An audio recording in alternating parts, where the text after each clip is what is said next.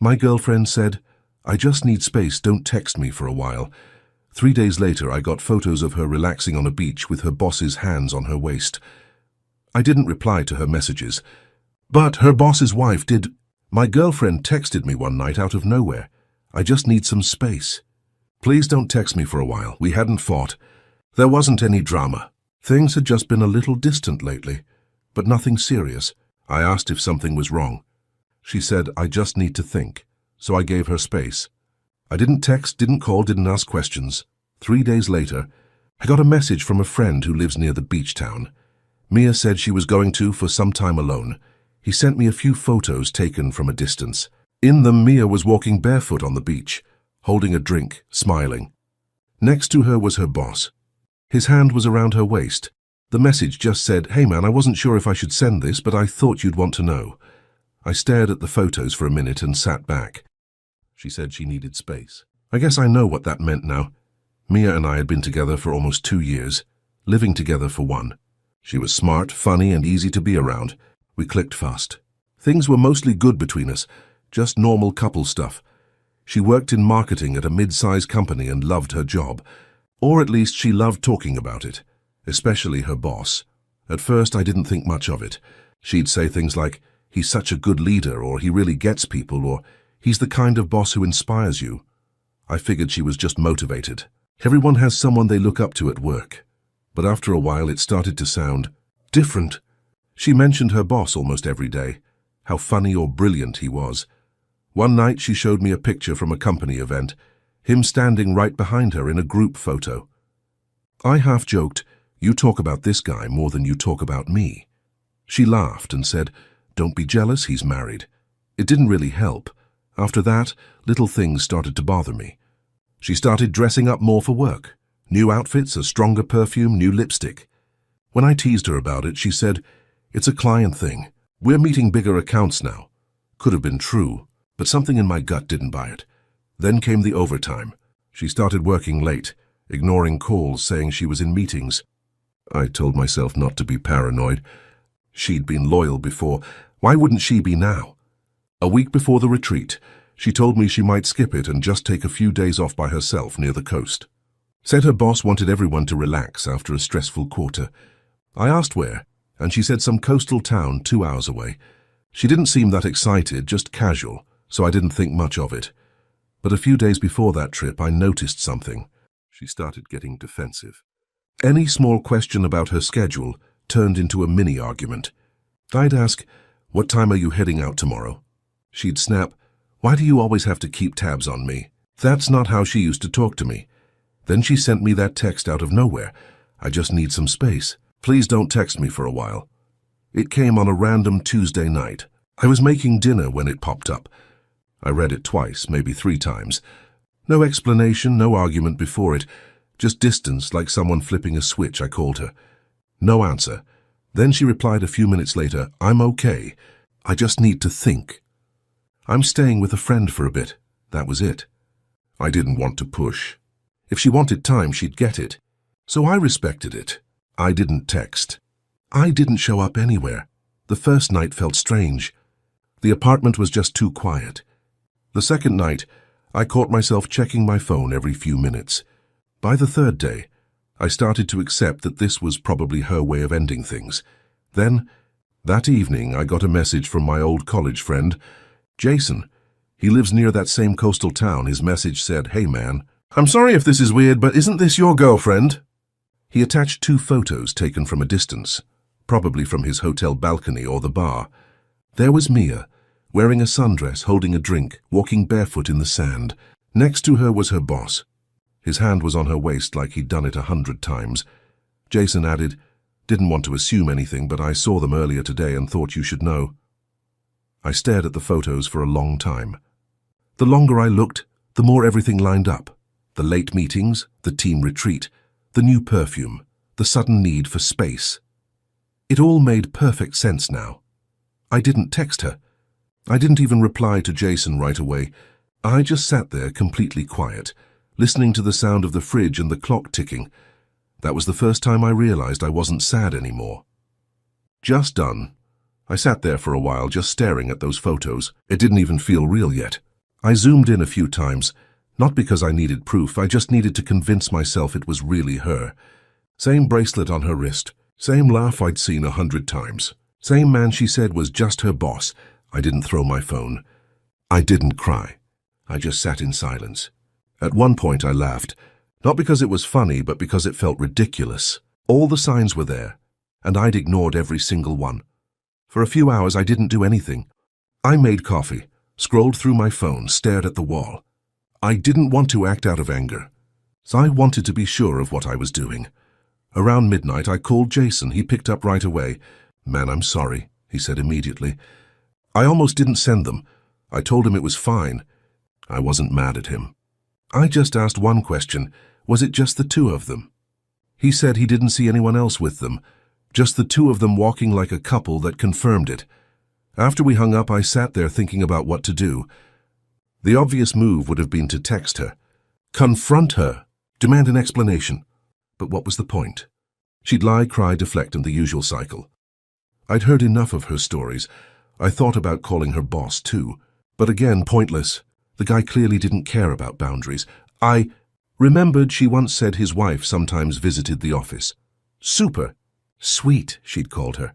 And that's when it clicked. I looked him up and found his wife's Facebook. His profile was mostly private, but his wife's wasn't. Her page had pictures of their 2 kids, a dog, family vacations, the kind of stuff that just hits harder when you know what's really going on. I didn't want to be cruel.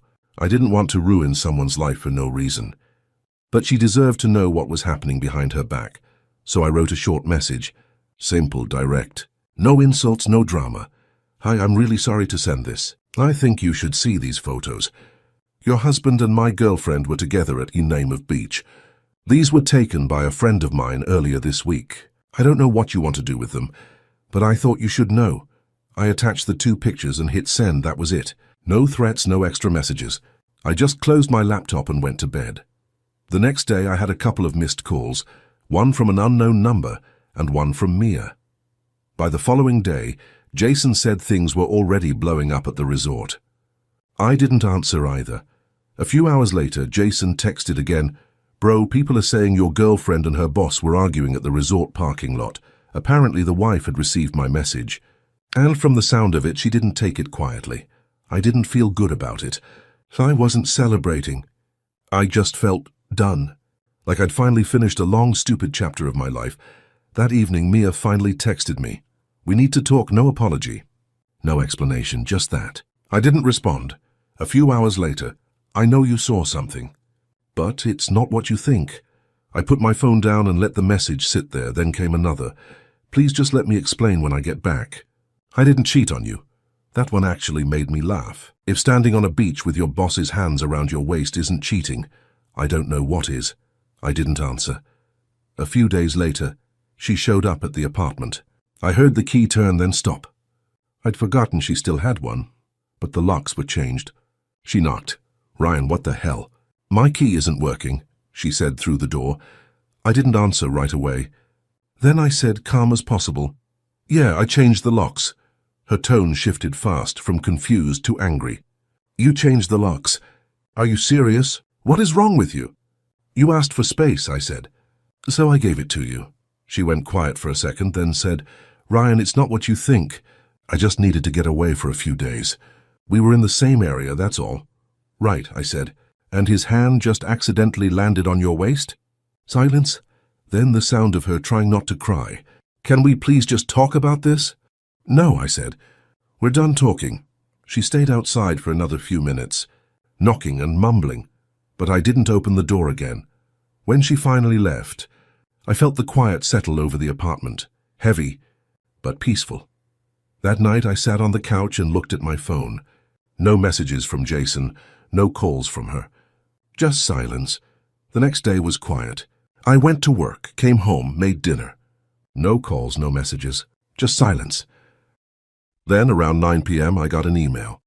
Not from Mia, from a name I didn't recognize. It was his wife. The subject line just said, "Thank you." The message was short. "I appreciate you sending those photos. I had my suspicions for months, but no proof. You didn't owe me anything, but you helped me see things clearly. I'm sorry you had to go through it too. That was it. No anger, no questions. Just calm, like she'd already accepted what happened. I didn't reply. I didn't need to. The next few days were weird. I started getting random calls from unknown numbers, which I ignored. Then I got one text from Mia. You ruined everything. I stared at it for a while. Everything meaning what? Her secret vacation? Her career? Her image? I didn't answer. Later that evening, a mutual friend called me. He worked in the same company as Mia. He said, dude, I don't know what happened, but it's a mess here. HR's involved. The boss's wife called the office and people are freaking out. I didn't say much, just, yeah, I heard. Apparently the wife had confronted her husband at home and things got loud. Neighbors heard. The next morning, the wife emailed HR with screenshots of the photos and some texts she found later. Word spread fast. The boss was put on leave while they investigated inappropriate conduct. As for Mia, she tried to downplay it. Told co-workers she was helping plan a work trip and that the photos were taken out of context. But everyone already knew. Once something like that circulates, there's no putting it back. A week later, she showed up at the apartment again. This time she didn't knock. She just sat outside the door. I saw her through the peephole, sitting on the floor with her phone in her hands. After a few minutes, she knocked softly and said, "Can we please talk? I just need to explain what happened." I opened the door halfway but didn't take off the chain. She looked tired. Hair messy, no makeup, eyes puffy. "There's nothing to explain, Mia," I said. She started crying, but quietly, not dramatic. It wasn't supposed to happen. We were just talking about work, and one thing led to another. "I didn't mean to hurt you." I said. "You didn't mean to hurt me, but you did it anyway." She looked down. "He told me he was leaving his wife." I believed him. I almost laughed. "Did he leave her?" She didn't answer. She didn't have to. After a long pause, she said, "I lost my job." I didn't respond. I wasn't happy about it, but I couldn't feel sorry either. Actions have consequences.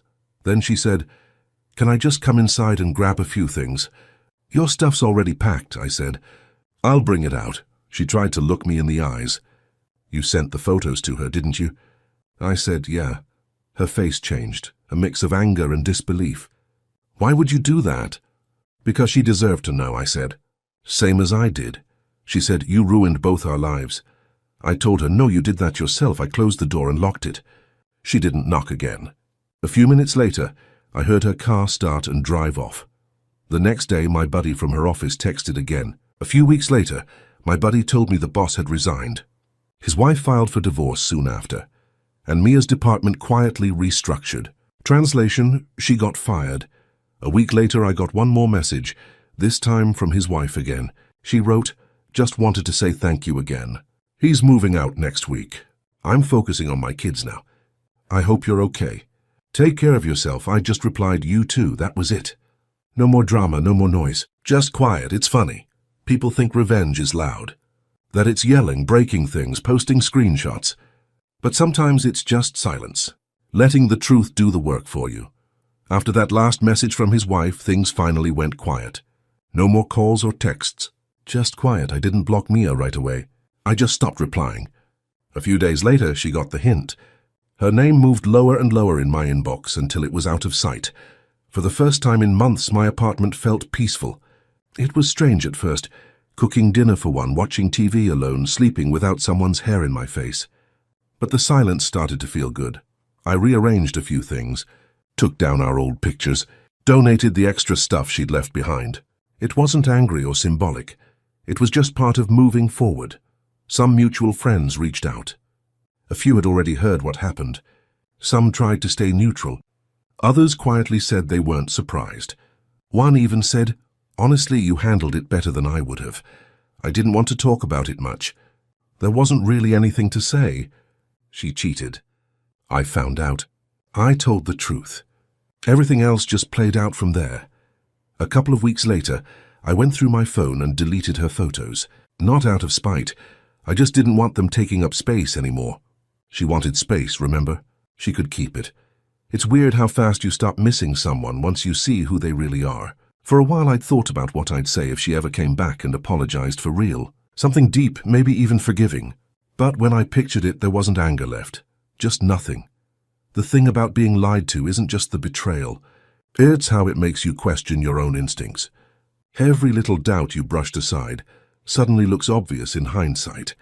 You feel stupid for trusting, but also proud that you didn't let it keep going once you knew.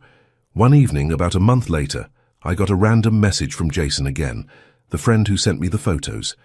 He said, "Man, just checking in. You doing okay?" I told him I was fine, and I meant it. He mentioned that he'd heard the boss moved out of state to start fresh. Mia apparently went back to her parents' place. I didn't ask for details. Didn't need them. That night I sat on the balcony with a beer and thought about the whole thing from start to finish, how normal everything had seemed and how fast it all fell apart. It's not like I wanted revenge. I just didn't want to be a fool anymore. Sometimes I think about when I sent that message to his wife. I didn't do it out of anger. I did it because it was the only honest thing left to do. Everyone deserved to know who they were really dealing with, and in the end that honesty did what it needed to do. It ended everything that wasn't supposed to last. Life went on. Work got busier. I started seeing friends again, going out more, sleeping better. There's something freeing about not wondering where someone is, or who they're texting, or if late meeting actually means late meeting. A few months later, I got a new couch and repainted the living room. Not for any symbolic reason. It just felt good to make the space mine again. People think revenge has to be loud or dramatic, but the best kind, the one that really sticks, is quiet. It's when you walk away and let someone's own actions burn everything down for them. That's what this was. She asked for space. I gave it to her, more than she ever wanted, and honestly, that's the cleanest ending I could have hoped for.